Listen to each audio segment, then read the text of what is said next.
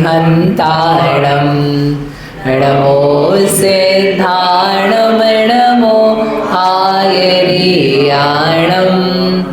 नमो उवाचायाणं नमो लोये सौवसाहुणं येनात्मा बुद्धतात्मैव परत्वेनैव चापरम् अक्षयानन्तबोधाय तस्मै सिद्धात्मने नमः। समाधि तंत्र में 25वें नंबर का श्लोक प्रारंभ करते हैं। ये बताया था अभी तक कि यह आत्म तत्व किस प्रकार का है। संक्षेप में क्या था, जिसका अभाव होने पर हम सोए हुए से थे और जिसका सद्भाव हो गया तो व्युत्थित जागृत हो गए, जो अतीन्द्रिय है, अनिर्देश्य है, स्वसंवेद्य है, ऐसा यह आत्मतत्व अहम अस्मि। अब ऐसा आत्मतत्व मिलने पर, आत्मा प्राप्त होने पर क्या होता है वो आगे 25 में दिया है। क्षीयन्ते त्रेव रागाद्यास् तत्त्वतः मां प्रपश्यतः बोधात्मानं ततः कश्चिन् न मे शत्रुर्न च प्रियः। ये और इसके आगे वाला बहुत ही सुंदर श्लोक है कि क्या इसका फल निकल के आता है। क्या बोला उन्होंने, क्षीयन्ते अत्र एव रागादयः। क्षीयन्ते यानी क्षीण हो जाते हैं। क्षीण हो जाना यानी एक तो क्षीण का अर्थ होता है कमज़ोर हो जाना, कमज़ोर हो गया, बहुत क्षीण हो रहे हो मतलब कमज़ोर हो रहे हो। और उसी क्षीण का अर्थ होता है नष्ट हो जाना, क्षीण मोह, 12वां गुणस्थान। तो उसका क्षीण मोह बोलते हैं ना, वहाँ पर मोह नष्ट हो चुका है, खत्म हो चुका है। क्षीण कमज़ोर के में भी अर्थ में आता है और क्षीण नष्ट के भी अर्थ में आता है। अभी सर्वार सिद्धि पढ़ी ना 2 दिन पहले, तो क्या आया था, प्राप्त क्षयोपशमम प्रक्षीण आवरणम, जिसका आवरण प्रक्षीण हो गया है, तो वहाँ पर नाश के अर्थ में आया था। जैसे क्षीण मोह नाश के लिए, कभी क्षीण अपन कमज़ोरी के लिए भी करते हैं। वो व्यक्ति बहुत क्षीण हो गया, बहुत कमज़ोर हो गया, मकान क्षीण हो गया मतलब जर्जर कमज़ोर हो गया, पुराना हो गया। तो प्रक्षीयन्ते अत्र एव, अत्र यानी यहीं पर, एव नहीं यहाँ पर ही क्षीण हो जाते हैं नष्ट हो जाते हैं। कौन, रागादयः, राग द्वेष मोह आदि यहाँ पर ही नष्ट हो जाते हैं।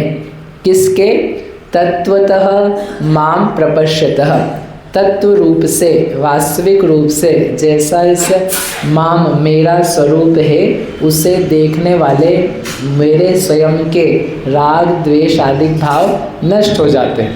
लेकिन शर्त दी है, क्या करना है, प्रपश्यतः, देखता हुआ, देखता हुआ, जो देखता हुआ है उसके राग द्वेष क्षय हो जाते हैं। क्या देखता हुआ, माम, माम यानी मॉम नहीं, माम, माम यानी मुझको, अपने को, मुझको देखता हुआ। मुझको तो मुझको के साथ दर्पण के सामने खड़ा रहना है क्या, तो नीचे दिया बोधात्मानम, बोध स्वरूपी स्वयं को।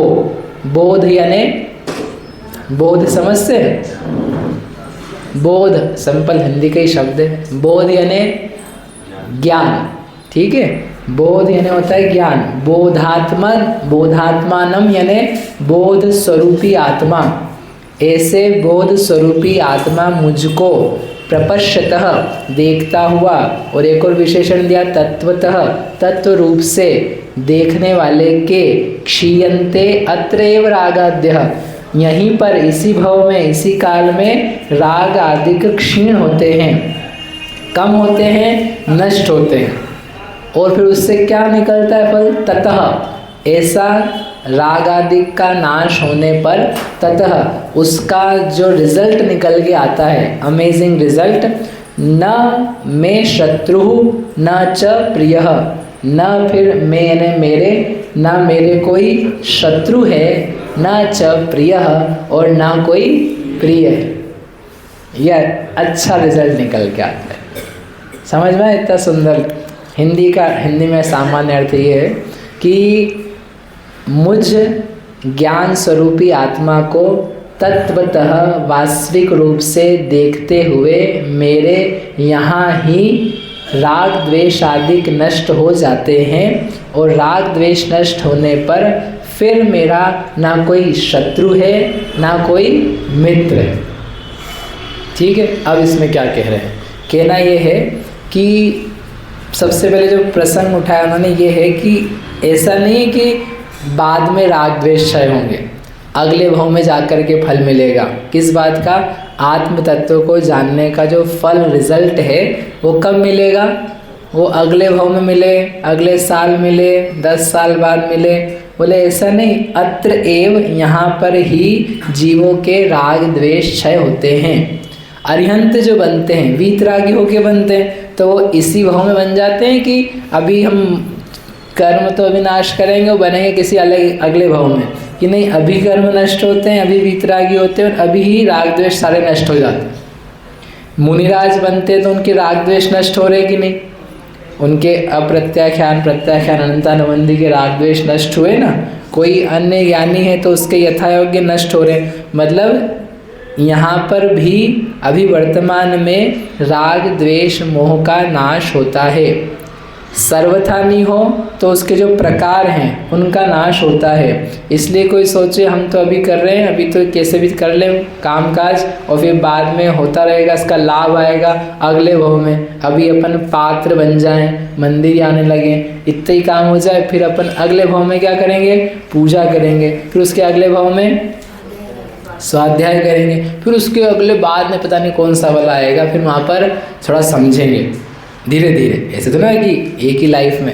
फिर एक दिन आकर के किसी 6ठे 7वें भाव में कोई माला फेरेंगे, फिर 9वें भाव में क्या करेंगे? कुमार शानू ध्यान करेंगे। फिर रात्रि भोजन त्याग कब करेंगे? 15वें भाव में। और फिर उसके बाद में हैं फिर वहाँ रात्रि भोजन त्याग करके मोक्ष चले जाएंगे। ऐसे जाते तो हम तो कब से चले जाते। उसके बाद में व्रत लेंगे, 50वें भाव में दीक्षा लेंगे, 100वें भाव में हैं ध्यान लगाएंगे, 150, ऐसे पता नहीं कितने बात करेंगे। तो इसका मतलब ये है कि समझ में नहीं आ रहा। ऐसे जीवों के लिए आचार्य देव ने लिखा है कि भैया इतने सपने मत देखो, इतनी कल्पना फोकट की मत करो। अत्र एव ये शब्द है, अत्र एव यहाँ ही, क्षीयन्ते रागादयः, राग द्वेष यहाँ पर ही इसी भाव में क्षीण होते हैं, बदलते हैं, घटते हैं, नष्ट होते हैं, खत्म भी हो जाते हैं। और ऐसे जो अरिहंत आदि बने हैं वो अपने लिए प्रमाण है इसकी पुष्टि करने के लिए। जो वर्तमान में विचरण कर रहे हैं आचार्य उपाध्याय साधु हैं वो प्रमाण है कि इनके राग द्वेष नष्ट हुए, तब तो ऐसे दिगंबर अवस्था में विहार विचरण कर रहे हैं। समझे आप? अभी आप देखो सुबह से अपन उठते हुए ठंड लगते हुई तो कम हो गई, थोड़ी और बढ़ेगी तो कहाँ कहाँ दिल्ली की तरफ लोग रहते हैं, हिमाचल की तरफ रहते हैं और अलग अलग प्रदेशों में बिहार वगैरह वगैरह, कलकत्ता, वहाँ पर कितनी ठंड पड़ती है। और उस ठंड में भी लेकिन अपन तो सब ओढ़ उड़ा करके, लेकिन महाराज होते हैं दिगंबर तो वो कैसे कैसे उन उपसर्ग तो नहीं परीक्षा आदि को सहन करते हुए कुछ भी साधनों का प्रयोग नहीं करते। सोचो कैसे हो जाता। अपन सोचते कमरा बंद कर देते, हवा नहीं आती, हवा नहीं आती, दीवारें ठंडी हो जाती। जैसे गर्मी में तपती है वैसे ठंड में खतरनाक ठंडी होती है। और फिर उससे जो भी टच होके आ रहा है तो सब ठंड तो ठंडी रहती है और सब हाथ पैर अपने तो कटते, सब लगाते लगाते फटते, कटते रहते, कुछ ना कुछ यहाँ लगाओ फिर यहाँ लगा होठ पे। इतनी तो क्या कहते ले आते, लिप बाम लगाता है, नहीं क्या जो भी यहाँ वो लगाता है, यहाँ गाल का लगाता है, सिर का लगाता है, हाथ पैर का लोशन लगाता है। क्यों जी? भीतर बाहर का घर की दुकान खोलो खूब सारा लगाते लगाते नहीं संभल रहा है। और एक ये है राग, शरीर से राग ही नहीं, कोई संस्कार नहीं, उसको बोलते हैं अपरिबद्ध हो, अप्रतिबद्ध शरीर के संस्कार में कुछ नहीं, जैसा जो होता हो सो तब वो हो रहा है तो चलो वो तो अपन भी चला रहे हैं, लेकिन ठंडी लग रही है, अभी ठंड का क्या करें, समझे, भूख प्यासी लग रही, तो राग शरीर के प्रति क्षीण हुआ, मोह क्षीण हुआ, वीतरागता की प्राप्ति का उत्साह जागा, आत्म तत्व की उपलब्धि हो, उस उपलब्धि के लिए ये भी राग छोड़ना पड़े, हम तैयार हैं, हम छोड़ करके आत्मानुभवन करें। तो ये प्रमाण है कि हाँ यहाँ पर राग द्वेष आदि नष्ट होते।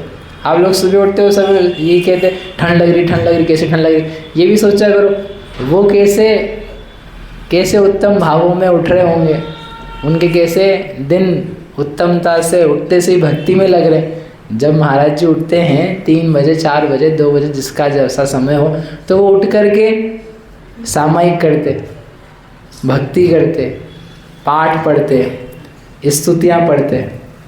अपन उठते से ही ब्रश करते और गीत गाते इस बात का बहुत ठंड है, बहुत ठंड है, उठने का मन नहीं कर रहा।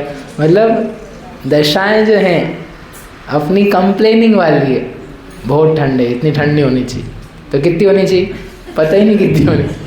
अपन उठते से ही क्या करते हैं, वो स्तुति करते, भगवान को याद करते, स्मरण करते, सामायिक करते, प्रतिक्रमण करते, उठते से ही रात्रि में हुए दोषों के लिए आलोचना करते।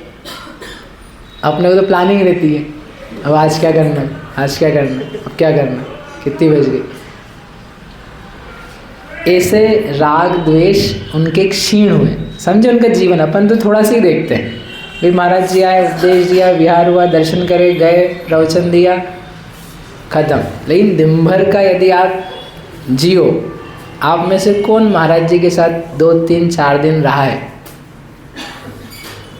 रितेश जी आप तो भी रहे, बताओ रहे हो आप? नहीं, उतना तो किया है कि महाराज जी आए तो अपन ने विहार आदि 1 घंटा चले गए, हाँ, आहार करा दिए, प्रवचन सुन लिए, थोड़ी वैयावृत्ति में आधे घंटे चले गए। लेकिन एक दिन भर 2-4 दिन कि महाराज जी चलता कैसे, होता क्या है, क्या करते, सुबह से क्या करते, सोते कब है, सोते तो कैसे सोते हैं, विहार शुद्धि के लिए जाते तो कैसे क्या, मतलब वो अपने को ज्ञान तक में नहीं आ रहा है कि इनका जीवन कैसे। अपने गुरुओं का जीवन तो पता होना चाहिए कि कैसे इनका रोज का चल रहा है। तो आपको लगे अरे क्या गजब है, मतलब अपन किनके भक्त हैं। आपको अपनी भक्ति के ऊपर महिमा है कि हम वास्तव में अच्छे लोगों के, महान लोगों के भक्त हैं, हम कहीं गलत जगह फंसे हुए नहीं हैं, बढ़िया स्थान। ठीक है, तो आचार्य भगवान ने लिखा कि भाई यहाँ पर ही राग आदि नष्ट होते हैं, राग आदि का नाश होता है। कैसे होता है, तो उसके लिए उन्होंने वो दिया है कि किस प्रकार से हुआ, किसके होता है। प्रपश्यतः, देखते हुए के, जो देखता हुआ रहता है। पश्यतः सुना हुआ ना संस्कृत का, हिंदी 10 छठी में पश्यति, पश्यतः, पश्यन्ति, याद आया? तो उसी को बनाया शब्द प्रपश्यतः, प्रेरणा और प्रकर्षता से, सामान्य रूप से देखना और बेटर अच्छे तरीके से देखना, ध्यान से देखो, ऐसा बोलते हैं कि ध्यान से देखो, अच्छे से देखो, बारीकी से देखो, उसको बोलते हैं प्रपश्यतः, अच्छी तरीके से देखते हुए। क्या देखते हुए? माम, माम यानी मुझको। अब मुझको यानी आचार्य कह रहे मुझको नहीं, जो कोई मुझको, अपने को देखता है, और वो देखता हुआ कैसा? बोधात्मानम, बोध स्वरूपी आत्मा को। यानी आत्मा है, वो आत्मा बहुत सारे चीज़ों से मिश्रित है, अभी शरीर से मिश्रित है। आपकी पत्नी बच्चे खड़े हो जाए तो अच्छा ये व्यक्ति है। जैसे आप फोटो रखते हो ना, फैमिली फ़ोटो, तो उसमें कोई आपको देखे तो देख के आप भी और दूसरा भी क्या देखेगा? अच्छा बाल बच्चेदार आदमी है। मतलब वो चीज़ें भी किस में मिलाते हैं? उस व्यक्ति में मिलाते हैं। अपन भी मिलाते हैं, वो खुद भी मिलाता है। वो खुद भी देख देख करके कितना बड़ा परिवार है, कितना अच्छा परिवार, पत्नी भी है, एक ही है, 2 बच्चे हैं, और माता पिता हैं, 2 माता पिता हैं, इधर के और उधर के, और ऐसे ऐसे करके देख देख करके क्या होते रहते हैं? खुश। अपन ही देख रहे, अपन ही देख रहे। तो ये मिला दिया तुमने, इस शरीर को मिलाया, ये आत्मा शरीर को मिलाया। कषाय, बहुत कषाई आदमी, बहुत अच्छा पुण्यात्मा है, धर्मात्मा है, त्यागी है या पाप करने वाला है, हिंसक है, चोर है, इसमें झूठ बोलने की प्रवृत्ति है, ये करके देखा तो वो प्रवृत्ति उससे मिलाई, ज्ञान है इसमें, चेतना है, ये मिला है। तो आप हम जो देख रहे हो क्या कर रहे हैं, खूब सारा मिला करके देख रहे हैं। तो उन्होंने कहा ऐसा माम न प्रपश्यतः, ऐसा नहीं देखना है। कैसा देखना है? बोधात्मानम, बोध स्वरूप आत्मा। इन सब मिश्रणों में जो अपने लक्षण, स्वलक्षण से पहचाना जाए, संवेदन से पहचाना जाए, जो उसकी खुद की निजी पहचान है, उसके द्वारा उसको देखते हुए उस व्यक्ति के फिर क्षीयन्ते अत्र एव रागाद्य। ऐसे अपन अपने आप को देखते रहेंगे ना क्षीयन्ते बल्कि वर्धन्ते, वर्धन्ते, वर्धन्ते ने वर्धित होते हैं। इस शरीर को देखो राग बढ़ेगा, घर परिवार को देखो राग द्वेष बढ़ेंगे, मित्र परिवार को देखो, धन संपत्ति को देखो तो राग घटेगा बढ़ेगा, बढ़ेगा। ये कोई घटाने मिटाने के उपाय नहीं है। मिटाने के लिए माम प्रपश्यता, बोधात्मानम, क्या बढ़िया दिया, पूरा स्वरूप दिया, समझ में आया? तो क्या बताया अपन ने कि राग द्वेष नष्ट होते हैं यहाँ ही, परंतु उसका उपाय बोध स्वरूपी अपने को देखने वाले के होते हैं। कैसे देखना है और फिर फल क्या निकलता है वो अपन आगे पढ़ेंगे। मतलब महावीर भगवान की जय।